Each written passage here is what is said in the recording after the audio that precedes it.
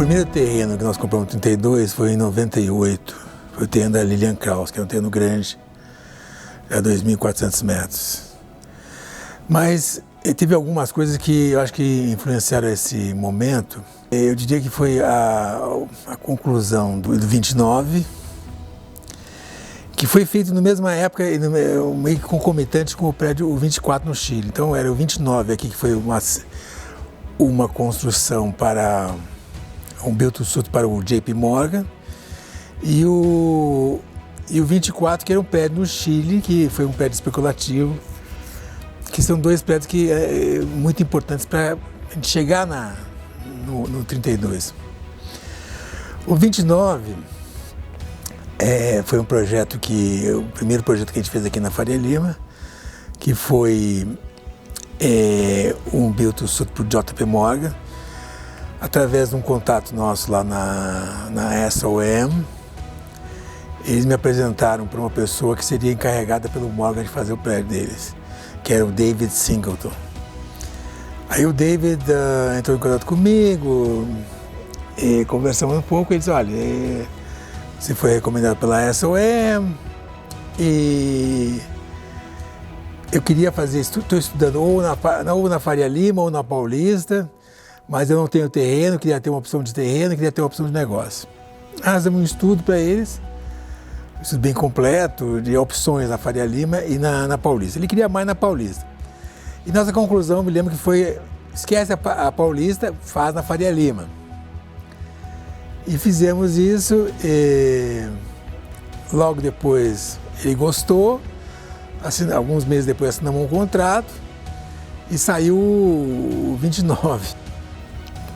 Foi uma grande vitória, né? Que era um prédio super sofisticado, um prédio com cliente super sofisticado, com toda a engenharia, arquitetura americana, e foi um aprendizado e uma obra para nós.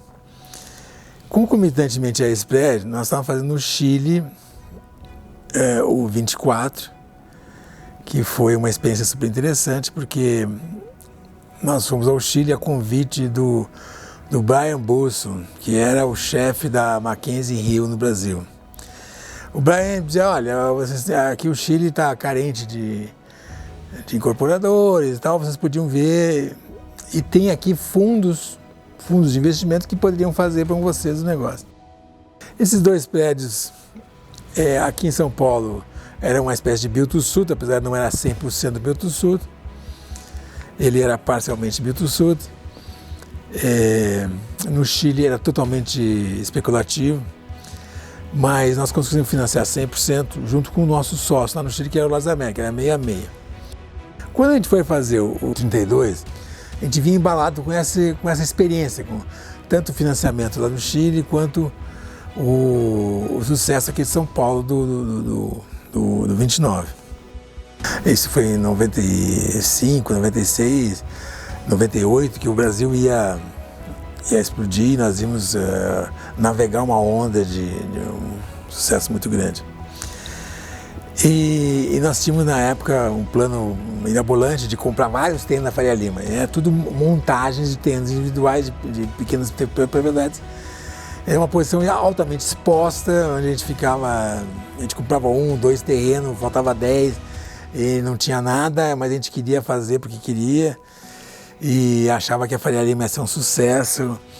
Mas logo essa estratégia se revelou uma tremenda burrice e nós acabamos nos esticando demais, não conseguindo manter as compras dos terrenos e tivemos que vender a maior parte desses terrenos. Mas essa experiência toda nos trouxe aqui para o 32. O 32 era o maior terreno que a gente estava tentando montar na Faria Lima. Aí compramos a primeira parte, que foi da Lilian Krause. E isso foi em 95, nós compramos a Lilian Krause mais umas 3, 4 casas. E logo chegamos à nossa crise, a crise no final de 99, onde a empresa teve que fazer um grande enxugamento e a gente meio que suspendeu tudo.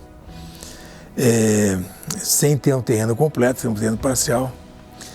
Aí teve toda a discussão com o Credit Suisse, que nós tínhamos feito uma joint venture, estávamos dissolvendo a joint venture. Isso já era 2005, quem tinha ficado então, mais ou menos de 2000 até 2005, eu chamo dos anos terríveis, que a gente ficou completamente paralisado, sem fazer nada, procurando forma de viabilizar esse projeto. A história do terreno, ela começa em 98, a gente compra 1 ou 2 terrenos em 99, aí passei 5 anos, de 2000 a 2005, que são os anos terríveis, só cuidando de reestruturação, acerto de dívidas. Foram anos bem difíceis, e aí eu praticamente não fiz nada esses anos todos.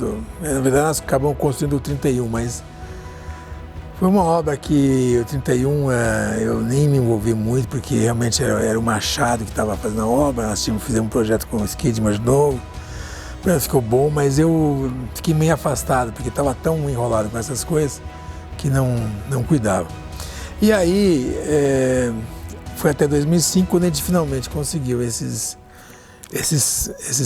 parceiros, que é uma história por si só, e aí completamos a compra dos terrenos, que se formou de 35 imóveis, completando 13.500 metros de terreno.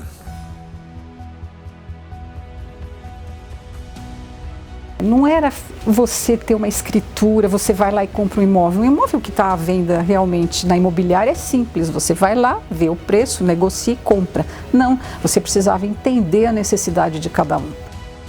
Foram 24 casinhas, porém tinham 2 terrenos maiores. Tinha o terreno do Tadeu Freitas, o da Lilian Kraus, tinha um terreno que foi do Estado, certo? Um terreno do Estado que tinha já uma base. Depois nós compramos as 24 casinhas, mais a Nesga e mais a rua, certo? Que foi agora mais para o final. Mas casinhas são 24. Dentro dessas 24, como eu disse, cada uma delas com a sua peculiaridade, cada uma com um dono e cada uma tendo um objetivo de vida.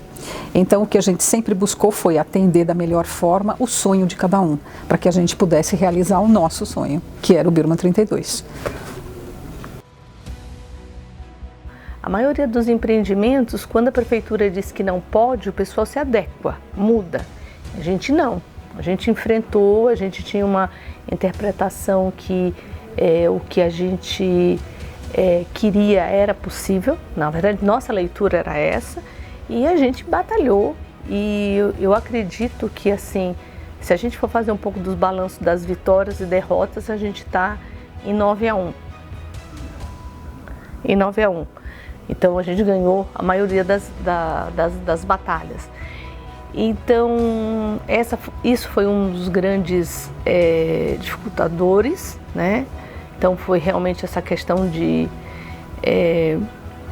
a legislação não contemplar uma série de coisas que o próprio empreendimento tem. Aí vai um pouco da crítica, né? Que a legislação de São Paulo, ela tem tantos parâmetros que, às vezes, todos os projetos ficam a mesma cara, né? Então, ela não te dá muita flexibilidade, quer dizer, você acaba tendo que seguir esse parâmetro, e aí é o que a gente tem hoje, né? Uma série de prédios, tudo com a mesma carinha, né? E o 32 veio romper um pouco com isso, com alguns conceitos. Tudo que a gente pediu, todo mundo disse que não dava, que não era possível. E no final a gente conseguiu reverter esse impossível em possível. Então eu acho que isso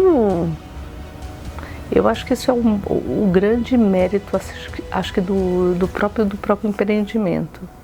Se você pensar que o 32 ele foi idealizado por volta de 2005, 2006, esse conceito, né?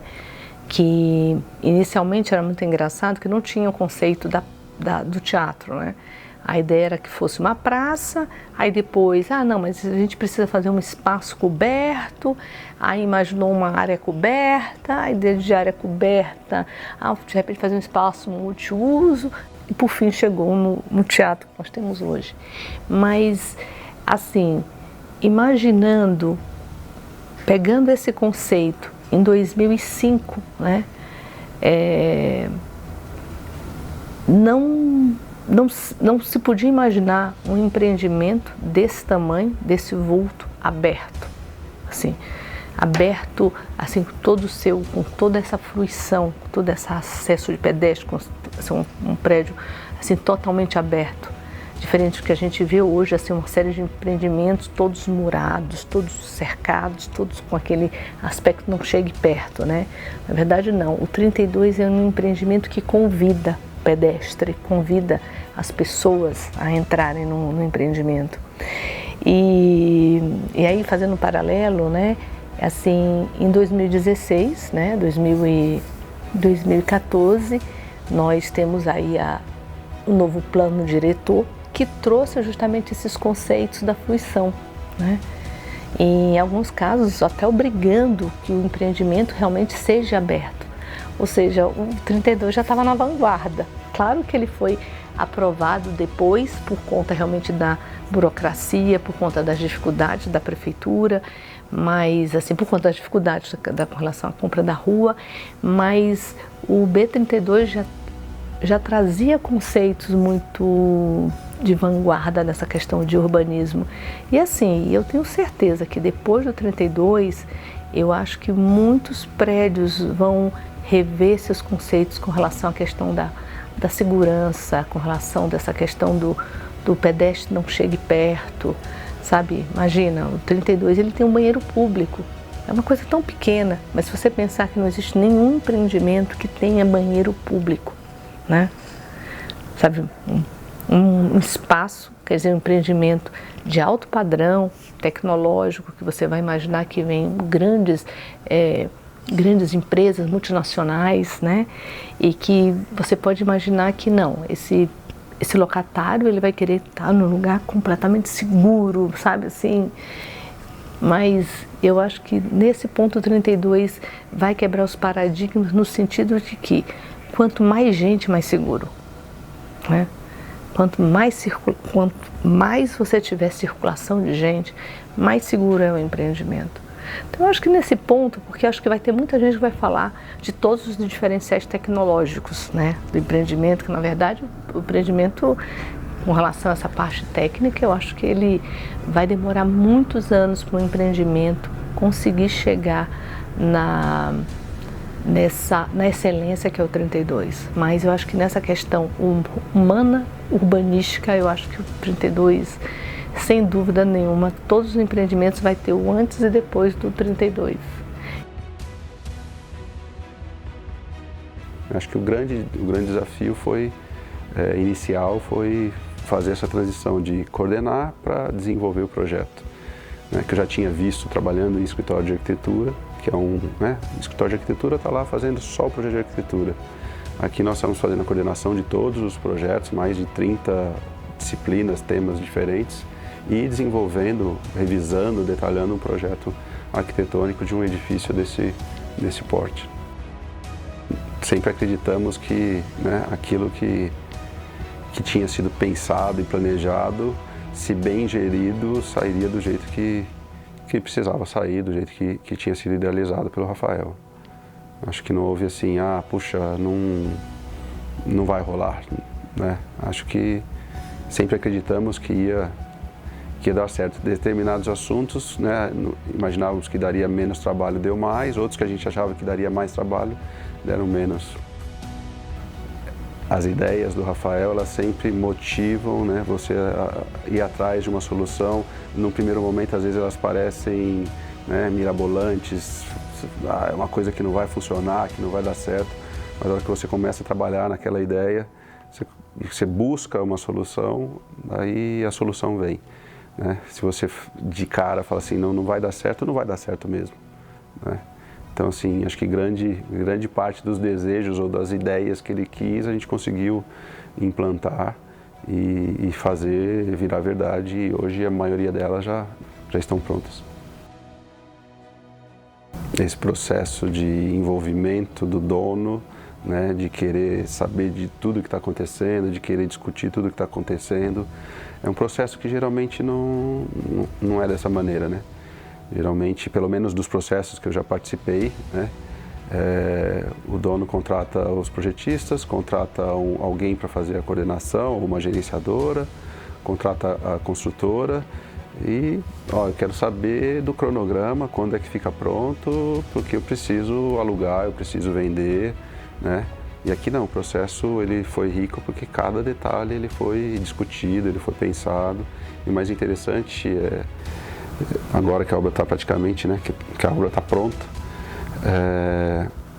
algumas pessoas vêm visitar o prédio e você vai passando pelos lugares e pessoas que entendem desse processo de projetar, construir, elas falam, certo, errado, as coisas que nós vemos aqui, você percebe que elas foram pensadas, que elas foram discutidas, não são, o que a gente vê aqui não é nada aleatório.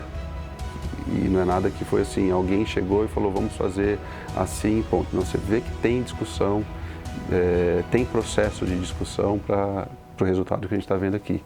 Então faz parte de um processo, acho que o processo foi bem interessante.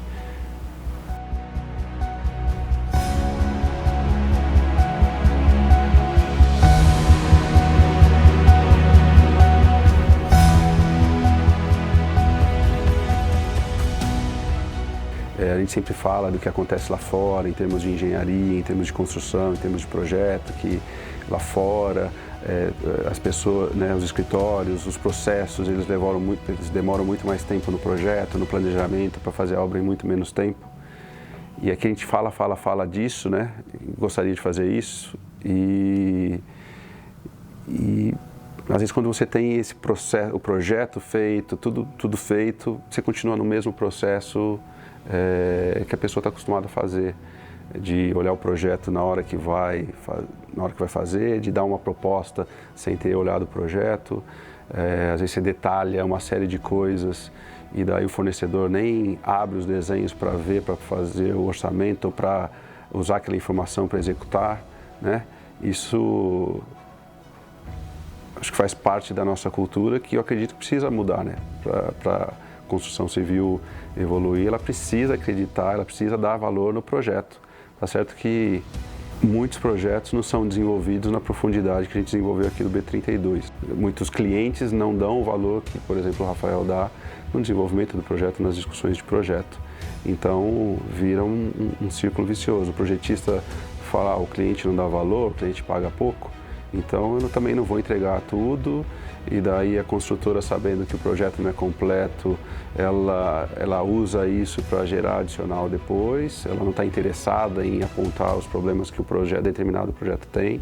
Então esse ciclo, né, o que às vezes frustra é que você vê que esse ciclo é difícil dele mudar, né, dele ser quebrado, né, das pessoas acreditarem que existe uma sequência e a sequência é planejamento, projeto, planejamento do projeto, planejamento da obra, execução da obra e assim vai, né? Às vezes você percebe que os processos eles vão acontecendo porque a pessoa, né, sempre foi assim, sempre alguém vai chegar e vai dar uma solução e no final tudo vai ficar pronto.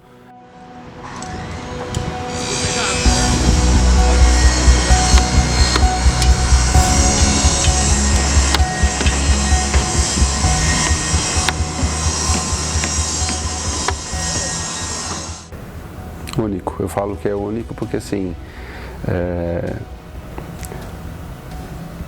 o processo que nós tivemos aqui, como eu comentei anteriormente, é um processo comum, né?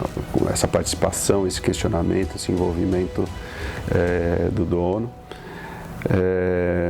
único pelas características do empreendimento, por aquilo que o Rafael quis, né? Que o projeto tivesse, né? Você tem aqui uma estação de tratamento de esgoto, você tem uma usina de cogeração para suportar a carga elétrica, né, a demanda elétrica de todo o empreendimento, um sistema de ar-condicionado que é insuflamento de ar pelo piso,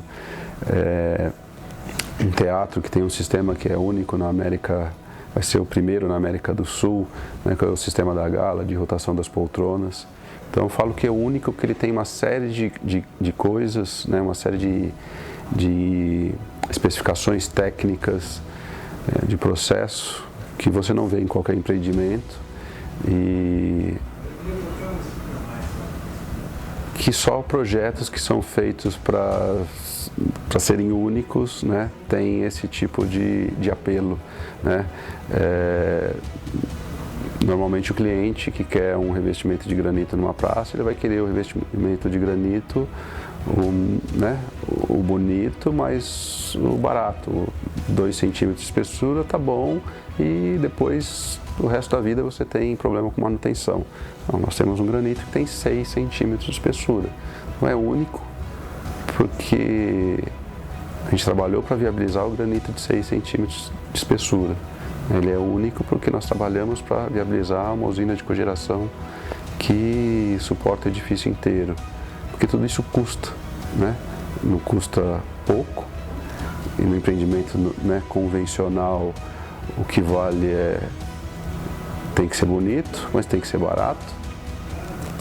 Então aqui tinha que ser bonito, tinha que ser bom. Barato também, mas barato dentro de uma engenharia, de como é que eu faço aquilo que eu quero, do jeito que eu quero, na qualidade que eu quero, custar mais barato, né?